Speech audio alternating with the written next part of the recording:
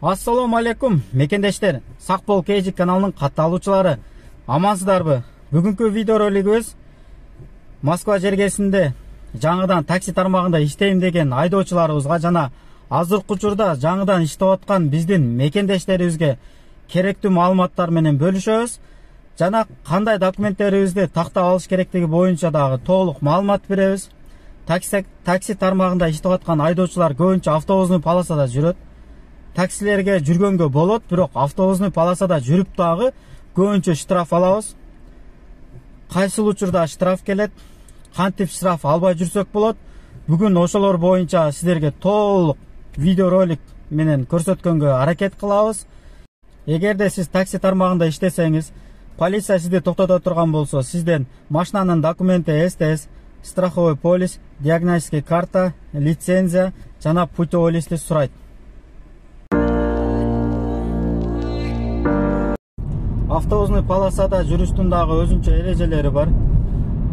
Пункт 18.3 боюнча айта турган болсом, автобус остановкага токтоп, жүргүнчүлөрдүн түшүрүп кайра чыгып кетип аткан учурда, жеңил машинада кетип аткан такси же болбосо жөнөкөй машинадагы айдоочу автобуска сөзсүз жол бериш керек. Ошол боюнча пункт 18.3тө айтылган. Кокустуктан жол бербей автобус менен ошол жерде кырсык боло турган болсо, жеңил машинанын айдоочусу бул жерде виноват болуп калат туугандар. Ошол үчүн автобусту кой беребиз, андан кийин жолубузду улантышыбыз керек. Мындай автобусный полосада кете берип, ушул жол менен кетип атсаң эле көбүнчө штраф алган учурлар да болот. Мына шоссе интизамчылыктан ким штраф алган болсо, себебин билип алыңыздар. Мен автобусный полосада кетип атам го, неге мен штраф алам деген суроолоруңуздарга жооп. Москва жергесинде өзү бардык штрафтарды жазып атканда өзүнчө бир себеп болот да. Полиция токтотуп штраф жазып берсе дагы только видеофиксация менен сиздерге постановление түзүп берет. Штрафтар келген учурда дагы жөндөн жөн келбейт. Ар бир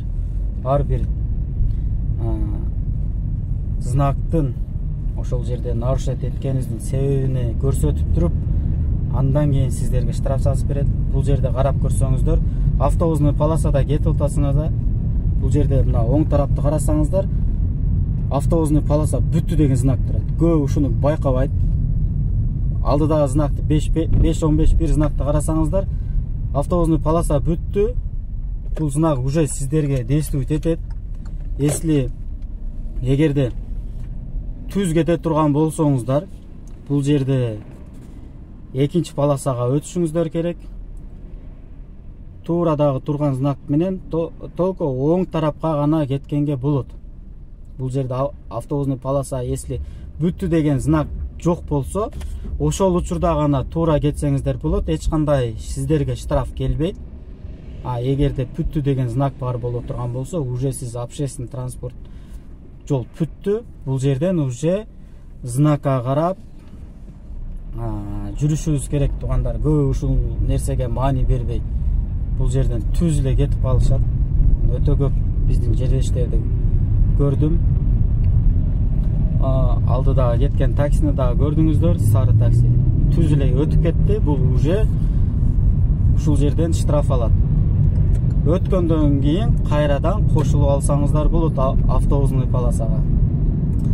Штраф алгандар себеби ушул туугандар. Көбүнчө знактарга маани бербегенибиздин себеби. Автобусный полосада центрде болобу, башка жерде болобу, бардык эле жерде такси дагы жүрсө болот.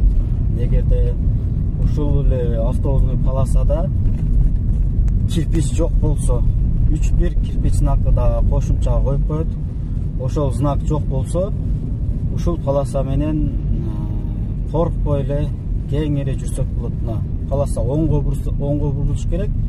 Бул полоса автобусный полосага тиешелүү болгон үчүн бул жерден биз туура айдап өтүп кеттик. Эч кандай штраф келбейт туугандар. автобустун полоса менен коркпой жүрсөңүздөр болот. Ушул эле автобустун полосада кетип аткан учурубузда карап көрсөңүздөр мына знактарды. Ар бир оң тарапка кете турган полоса болуп эсептелинет. Бирок автобустун полоса болгон үчүн биз туура кетип атабыз. Эми бул жерди карап көрүңүздөр.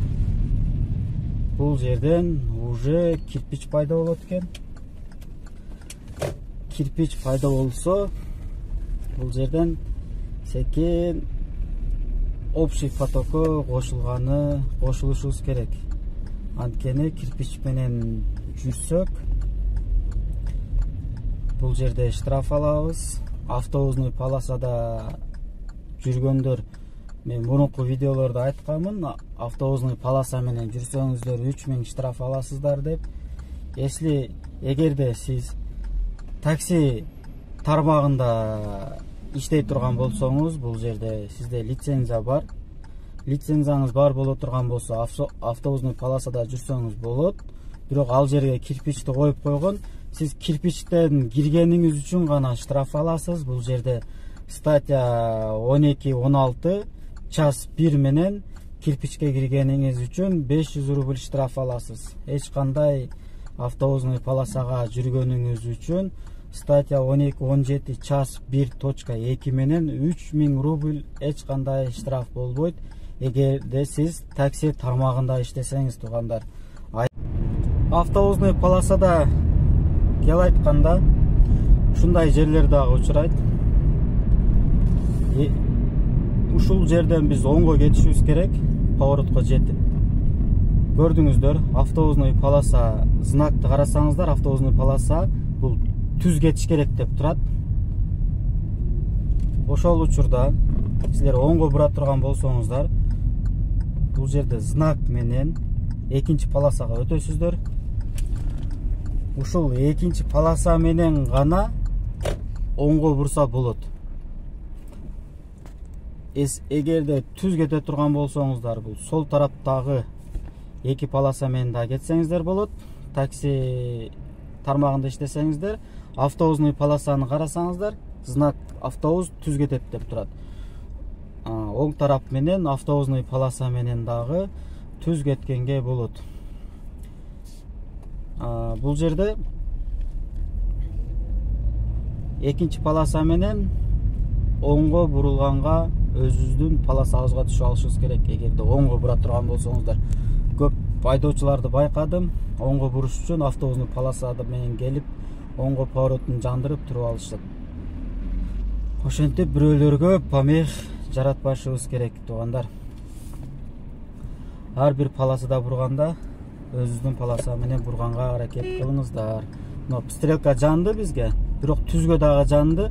Мына күзгүнү карап туруп, эсли мына машинаны кой берип турам, көрүп атасыздар.